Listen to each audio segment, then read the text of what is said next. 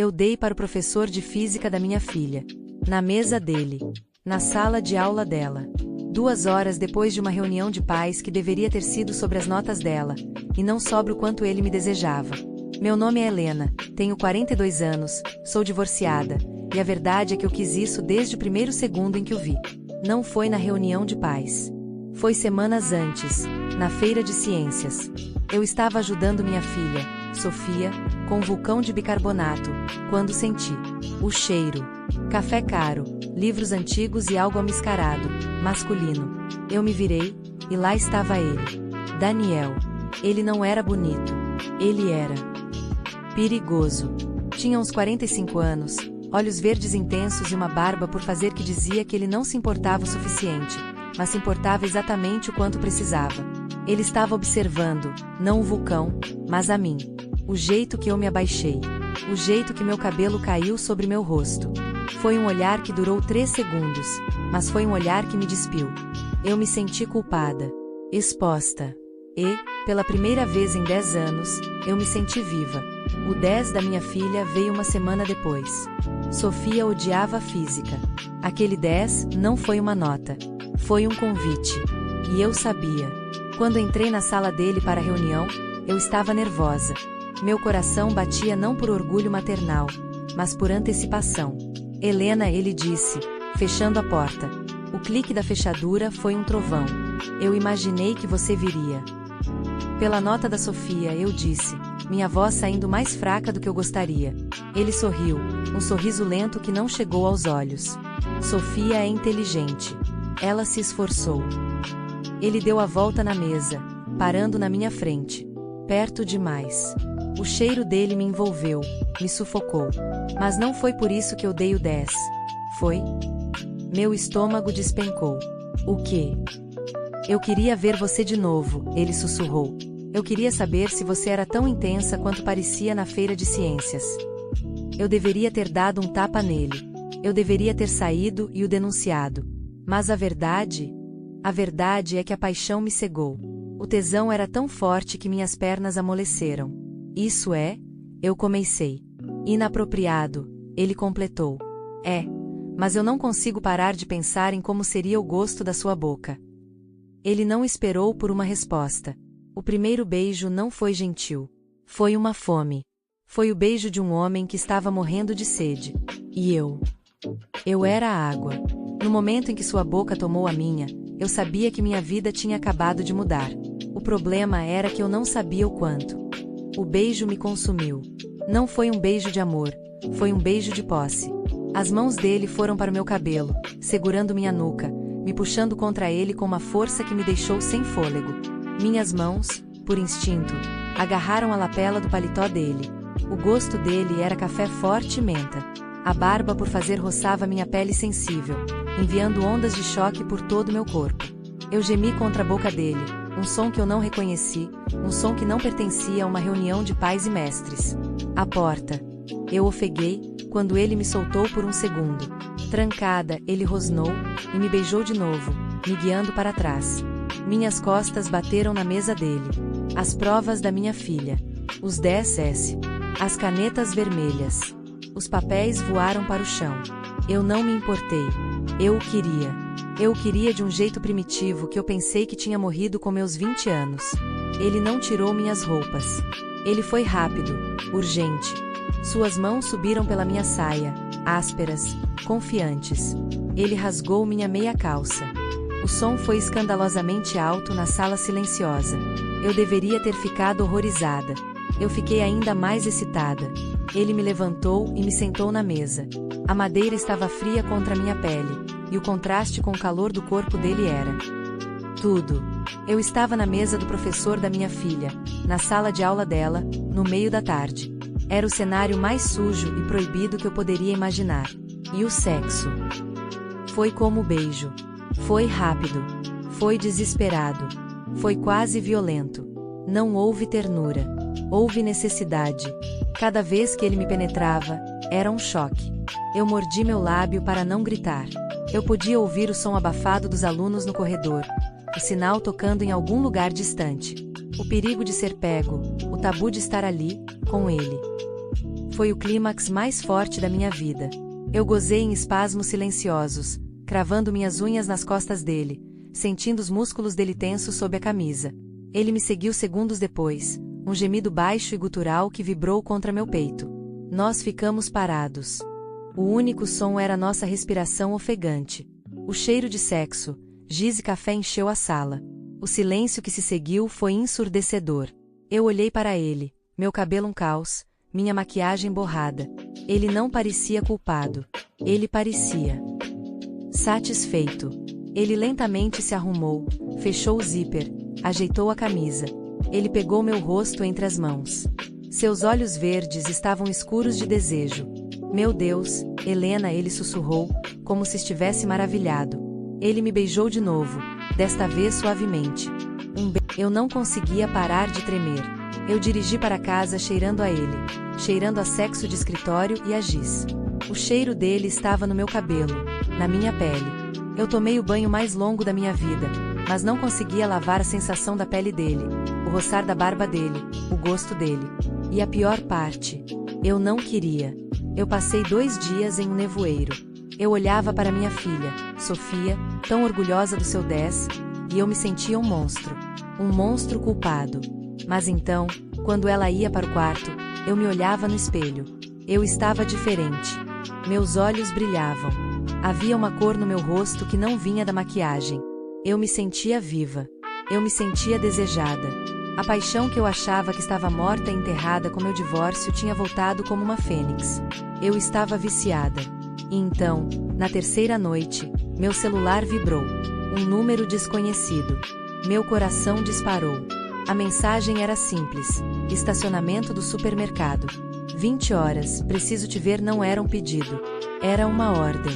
E eu obedeci. Eu disse a Sofia que ia comprar leite. Eu dirigi como uma louca. Ele estava lá, em um carro velho que eu não reconheci.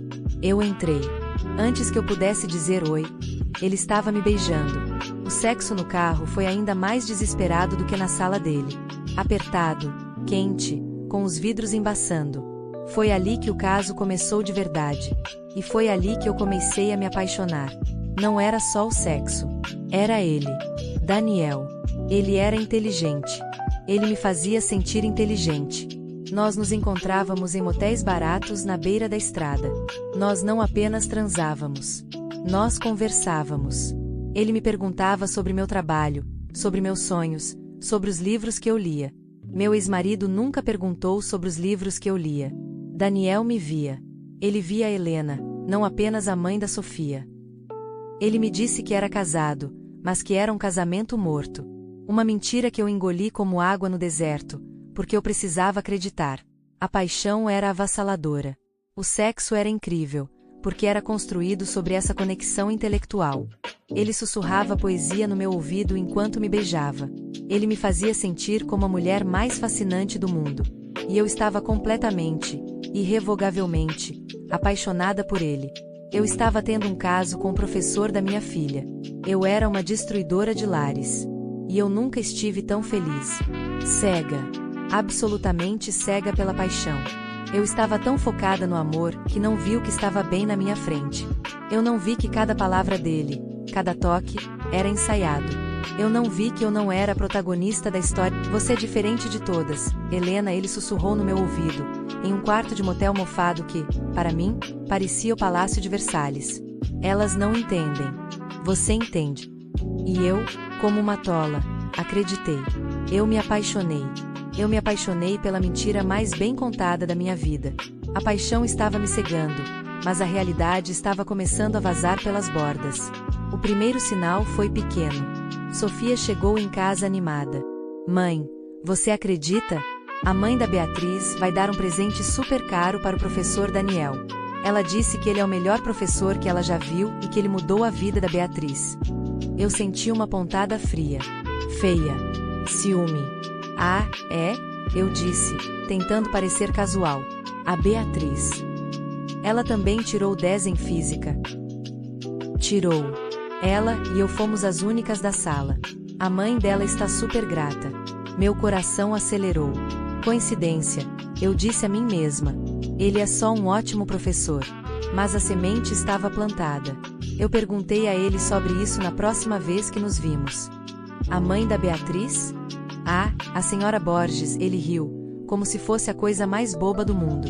Uma mulher simpática. Muito grata. Mas ela não é você, Helena. Ela não tem sua mente. Ela não tem. Isso. E ele me beijou, me calando, e eu deixei. Eu queria acreditar. Mas a curiosidade, agora, era uma coceira que eu não podia ignorar. Eu comecei a notar coisas. O jeito que ele era cuidadoso com o celular. O fato de que ele nunca me levou à casa dele. Minha esposa está sempre lá, ele dizia. Na próxima reunião de pais, eu observei. Eu observei conversar com as outras mães. Especialmente as mães solteiras. O mesmo charme. O mesmo olhar intenso. O mesmo jeito de fazer cada uma delas se sentir como a única pessoa no mundo. Eu me senti doente. Eu estava me tornando uma daquelas mulheres ciumentas e paranoicas. Ou eu estava finalmente acordando. O sexo ficou diferente. Ficou mais desesperado, da minha parte. Eu estava tentando marcá-lo como meu, tentando provar que eu era diferente, como ele disse. Eu estava tentando fuder para manter o amor. E ele? Ele parecia estar gostando. Mas estava distante. Eu precisava saber. Eu precisava de uma prova, de um jeito ou de outro. Uma noite, eu disse a Sofia que ia ao cinema. Mas eu dirigi para a escola. Eu sabia que ele ficava até tarde nas quintas-feiras. O carro dele estava lá. O prédio estava escuro, exceto por uma luz no segundo andar. A sala dele. Eu entrei. O 10 da minha filha não foi uma nota. Foi um convite. E não era só para mim. Eu fiquei parada do lado de fora da porta, meu sangue virando gelo. A frase. A minha frase. A frase que me fez sentir especial, única, desejada. Ele a usou. Palavra por palavra. Eu ouvi a senhora Borges dar uma risada nervosa. Professor, eu não. Daniel, ele a corrigiu.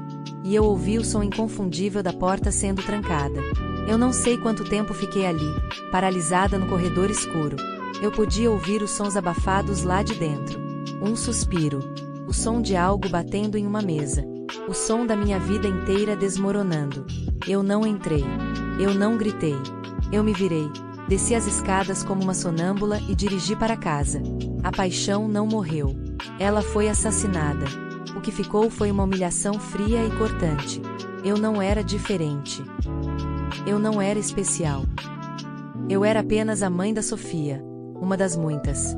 Uma conquista fácil na lista de um predador entediado. Eu tinha arriscado tudo, minha dignidade, minha relação com minha filha, minha sanidade, por um homem que me via como um número. O amor que eu senti foi uma ilusão que ele criou, uma armadilha que ele armou com a nota da minha filha. E o sexo. O sexo que para mim foi uma redescoberta, para ele foi apenas uma quinta-feira. Eu queria confrontá-lo. Eu queria gritar. Mas o que eu diria? Você me traiu. Com a mãe da colega da minha filha. Eu era amante. Eu não tinha direitos. Eu era tão culpada quanto ele. A pior parte veio uma semana depois. Sofia chegou em casa com outra prova de física. Eu estava esperando um 10. Eu estava esperando a continuação do jogo. Mas Daniel, agora que tinha sido bem-sucedido, comigo, e agora com a senhora Borges, obviamente não precisava mais fingir. A nota de Sofia era um 6. Um 6 grande vermelho. Eu não entendo, mãe. Ela chorou. Eu estudei tanto. O professor Daniel disse que eu era brilhante. Eu a abracei, meu estômago revirando. O 10 original. Aquele milagre que começou tudo. Nunca foi sobre a inteligência dela. Foi sobre a minha vulnerabilidade. O 10 não foi uma nota. Foi o preço que ele pagou para me ter. E olhando para o 6 na mão dela, eu percebi que meu caso de amor não foi só uma traição. Foi uma fraude. E a senhora Borges, a mãe da Beatriz? Eu a vi na reunião seguinte. Ela estava radiante. Seus olhos brilhavam. E ela estava levando um presente para o professor Daniel. Aquele 10 custou caro.